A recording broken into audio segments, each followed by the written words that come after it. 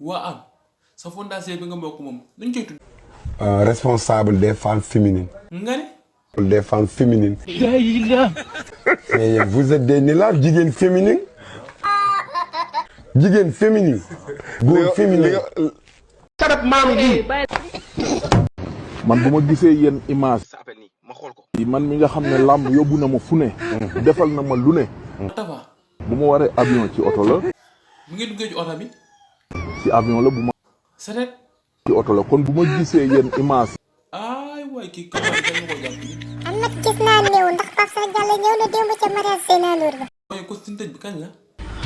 suulaguñu. nga ne. dafa waxoon ñu defal ko dëj bu mag. loolu la bëggoon. loolu la waxoon. est-ce que duñ ko yóbbu Grand Théâtre. ay tons grand théâtre ak dëj. xoolaatal li ngay wax. xanaa waxul bu mag. ah bu mag kay Grand Théâtre la xaj. damaa mel ni yow nga mel ni Grand Théâtre. yow nga mel na France. sa dënn bi di mel ni moteur camion. dënd bii ne ah du ma ko wax. doyal na sëkk ci loolu doyel. ci mbir mi.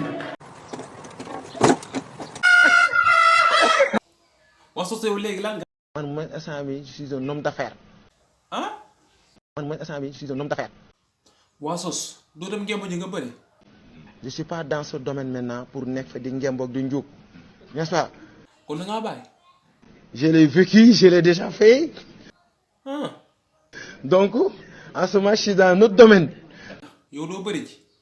donc vraiment je suis vraiment désolé pour ça. nga ne. donc xëy na niveau bi la. looy lekk. meew rek laa la parce que. cere dafa baax ci nit.